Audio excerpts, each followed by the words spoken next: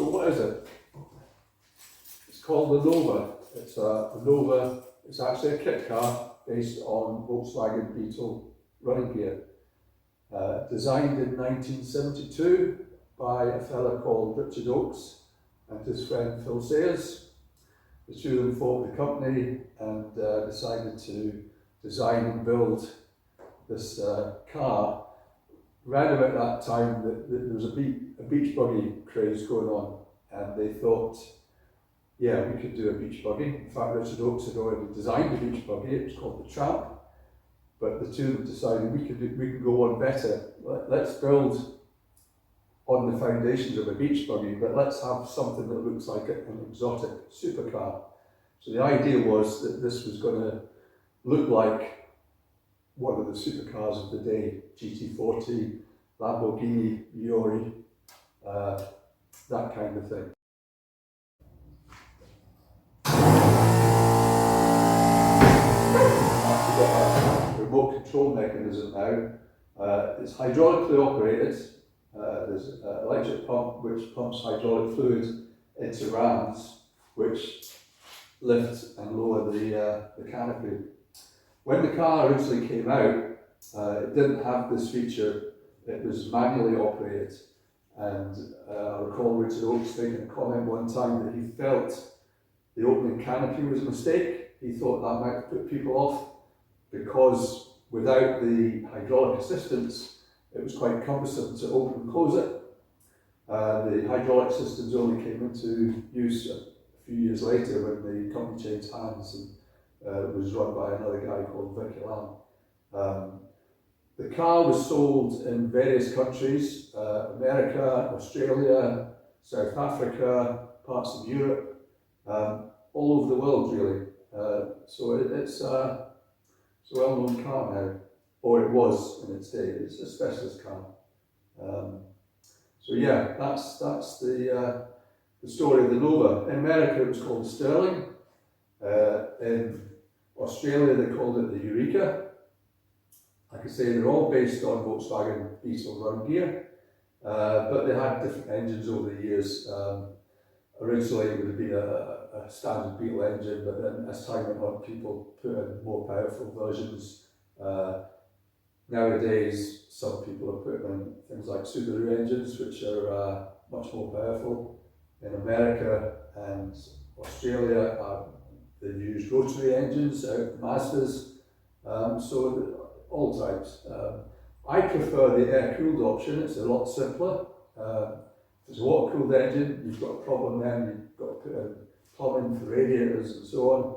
So the air-cooled option, to my mind, is far simpler. It's what the car was originally designed for, and it's what I prefer. It's keeping with the, if you like, the heritage of the car, which is basically Volkswagen. The engine in this car is a Type 4, Volkswagen Type 4. It's an engine that came along a few years after the Beetle engine. It was a more powerful unit, 4-cylinder, originally 1700cc, but then over the years they got a bit bigger. Those engines were used to power things like some of the variants, Volkswagen variants, the Transport van, but also the Porsche 912 and the Porsche 914. They used the same engine, albeit it would have been fuel injected in those days. But the engine that's in this car is a Type 4, 1700cc, and I've got it set up with a carburetor. Speed-wise, for a car like this, which is relatively small, a bit old-fashioned now, doesn't have the safety features of a modern car. I wouldn't like to go terribly fast in this, but yeah, the engine that's in it is more than adequate for a car of this size. And it's a very, very light car. They weigh about 750 kilograms, so you don't need a great deal of power to make a 750 kilogram car accelerate very quickly. The gear ratios in Beetle are quite low, so it's got good low speed, or rather acceleration, through the gears. Doesn't have a great top speed. The top speed's limited by the gearing, which is only a 4-speed box, and at 70 mile an hour the engine's ticking over at 3,500 revs. So you could probably get it up to 80, 85, 90 maybe, but you'd be pushing it a bit.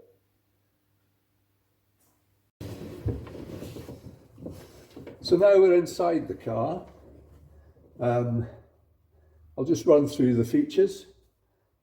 Steering wheel, obviously, speedometer, rev counter, fuel gauge, lights for oil pressure, generator warning light, high beam warning light, indicators, which is the hazards there. But yeah, all the comforts of home.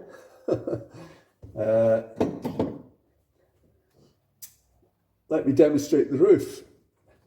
So to close the roof when you're inside the car, there's a button here on the dash that you press. So you just press the button, down comes the roof. Now some people might find it a bit claustrophobic. I don't, I'm used to it. But I can understand people's reluctance to get in a car like this. Some people are afraid about getting trapped inside. It's something that can happen because the hydraulic system literally locks the roof down. So it's important to have a safety feature to get out the car. Some people install valves that allow you to open up the hydraulic system, and the fluid, once it's released, means that you can manually push the roof open. My preference is for a sunroof, which just pulls out, and you literally just climb out the top, unless the car's upside down, in which case, who knows. The speedometer, you probably notice, is partly obscured by the steering wheel. Hence the reason on my car I've installed an app on a mobile phone, which gives me my speedometer readings. So when I'm driving along, I just glance to the left and I get my speed. It also acts as a mile counter, a trip counter, compass. It's a great little app. It's called DigiHUD. If anyone's interested, DigiHUD. You can download it for free from the Play Store, and there's no adverts with it, and it's free. So worth having a look at. Back to the hydraulic roof. One worry that people have is what would happen if you're driving along at 70 miles an hour, for example, and the roof was to malfunction and suddenly try and open up.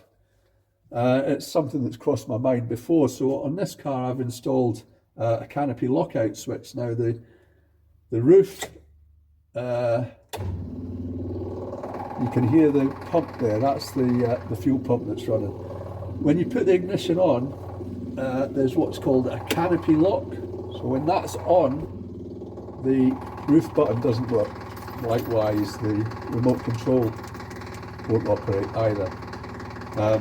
But you can choose, you can run the engine in this situation now. You can start the engine up. Let me show you.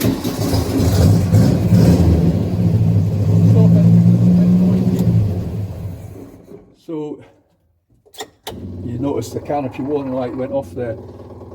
If you switch the ignition off, the canopy lock automatically goes off, which means that you can then open the roof again. At the moment, the canopy lock is still on. Press the button, it won't open. If I switch that off, the roof opens. Or alternatively, if that was on and I switch the ignition off,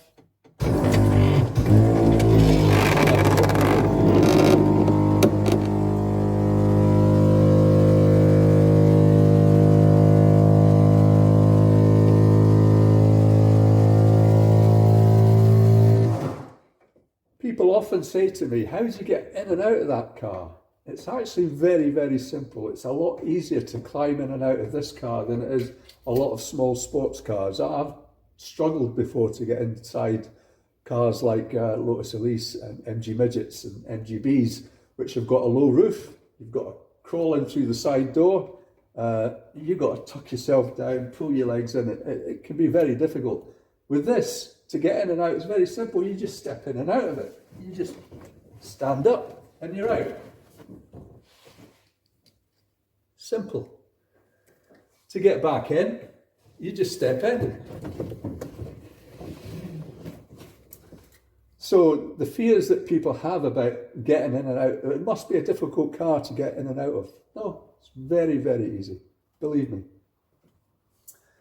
So that's the interior. Let's see about taking it for a test drive.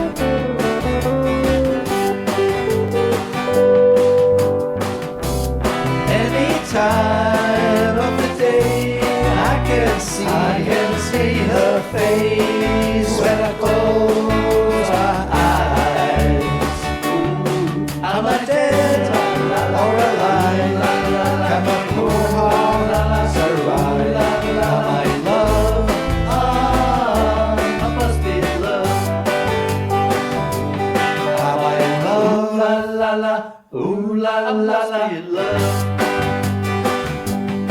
Am I in love?